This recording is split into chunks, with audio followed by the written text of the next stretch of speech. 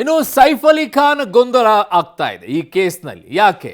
ಒಂಥರ ಕಳ್ಳಾಟದ ರೀತಿಯಲ್ಲಿ ನಡೀತಾ ಇದೆ. ಯಾಕೆಂದರೆ ಹೇಳಿರುವಂಥ ರೀತಿಗಳು, ಅಲ್ಲಿ ನಡೆದಿರುವಂಥ ರೀತಿಗಳಿಗೂ ಆಮೇಲೆ ಆಡ್ತಾ ಇರುವಂಥ ಮಾತುಗಳಿಗೂ ಭಾಳ ವ್ಯತ್ಯಾಸಗಳು ಕಾಣಿಸಿಕೊಳ್ತಾ ಇದೆ. ಏನು ದಿಢೀರಂತ ಬೆಳವಣಿಗೆಗಳಾಗಿದೆ ನೋಡಿ. ಸೈಫ್ ಅಲಿ ಖಾನ್ ಮನೆಗೆ ಕಳ್ಳ ನುಗ್ತಾನೆ. ಅವ್ನು ಕೆಳಗಡೆ ಯಾವ ಫ್ಲೋರನ್ನು ಬಿಟ್ಟು 12ನೇ ಫ್ಲೋರಿಗೆ ಹೇಗೆ ಹೋದ? It's a biggest question. ಅಲ್ಲಿ ಬರುವಂಥದ್ದೇ ಹಾಗೆ. ಅವ್ನು ಫಸ್ಟ್ ಟೈಮ್ ಕಳ್ಳತನಕ್ಕೆ ಇಳಿದಿದ್ದಂತೆ. ಅವನು ಮೊದಲೇ 12ನೇ ಫ್ಲೋರಿಗೆ ಹೋದನಂತೆ. ಅದು ಸೈಫ್ ಅಲಿ ಖಾನ್ ಮನೆಗೆ ಹೋದನಂತೆ. ಇದು ಮೊದಲನೇ ಅನುಮಾನಕ್ಕೆ ಎಡೆ ಮಾಡಿಕೊಡ್ತಾ ಇದೆ. ಸೊ ಮೆಡಿಕಲ್ ರಿಪೋರ್ಟ್ನಲ್ಲೂ ಕೂಡ ಗೊಂದಲ ಇದೆ. ಏನು ಮೆಡಿಕಲ್ ರಿಪೋರ್ಟ್ನಲ್ಲಿ ಗೊಂದಲ ಆಗ್ತಾ ಇದೆ? ಸೊ ಆಸ್ಪತ್ರೆಗೆ ದಾಖಲಾಗಿದ್ದು 2 ಗಂಟೆಗೆ, ಮೆಡಿಕಲ್ ರಿಪೋರ್ಟ್ನಲ್ಲಿ 4 ಗಂಟೆ ಅಂತ ತೋರಿಸ್ತಾ ಇದ್ದಾರೆ. ಇದು ಅನುಮಾನಕ್ಕೆ ಎಡೆ ಮಾಡಿಕೊಡ್ತಾ ಇರೋದು. ಆಸ್ಪತ್ರೆಗೆ ದಾಖಲಿಸಿದ್ದು ಸೈಫ್ ಅವರ ಮಗ, ಆದರೆ ವರದಿಯಲ್ಲಿರೋದು ಸ್ನೇಹಿತ ಅಂತ ಇದೆ. ಹಾಗಾಗಿನೇ ಈ ಗೊಂದಲಗಳು ಉಂಟು ಮಾಡ್ತಾ ಇದೆ, ಹಲವು ಅನುಮಾನಗಳಿಗೆ ಎಡೆ ಮಾಡಿಕೊಡ್ತಾ ಇದೆ.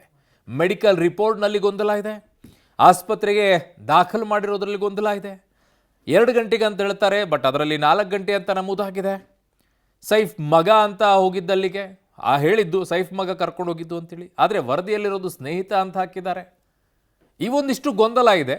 ಅದರ ಜೊತೆಗೆ ಆ ಮೊದಲನೇ ಬಾರಿ ಕಳ್ಳತನ ಮಾಡೋನು ಸೈಫ್ ಅಲಿ ಖಾನ್ ಮನೆಗೆ ಹೋಗಬೇಕಾಗಿದ್ದ. ಫಸ್ಟ್ ಫ್ಲೋರು, ಸೆಕೆಂಡ್ ಫ್ಲೋರು ಎಲ್ಲ ಫ್ಲೋರ್ಗಳನ್ನು ಬಿಟ್ಟು 12ನೇ ಫ್ಲೋರ್ಲಿರುವಂಥ ಅಪಾರ್ಟ್ಮೆಂಟ್ನಲ್ಲಿ ಸೈಫ್ ಅಲಿ ಖಾನ್ ಮನೆಗೇ ಹೋಗಿದ್ದ. ಅವನಿಗೆ ಅದು ನಟ ಅಂತಲೂ ಗೊತ್ತಿರಲಿಲ್ವಂತೆ ಆ ಕಳ್ಳಂಗೆ. ಭಾಳ ವಿಚಿತ್ರವಾಗಿದೆ ರೀ ಇದು. ಸೊ ಹಾಗಾಗಿ ಈಗ ಈ ವಿಚಾರದಲ್ಲಿ ಒಂದಿಷ್ಟು ಗೊಂದಲ ಇದೆ, ಒಂದಿಷ್ಟು ಅನುಮಾನಗಳಿಗೂ ಕೂಡ ಇದೆ.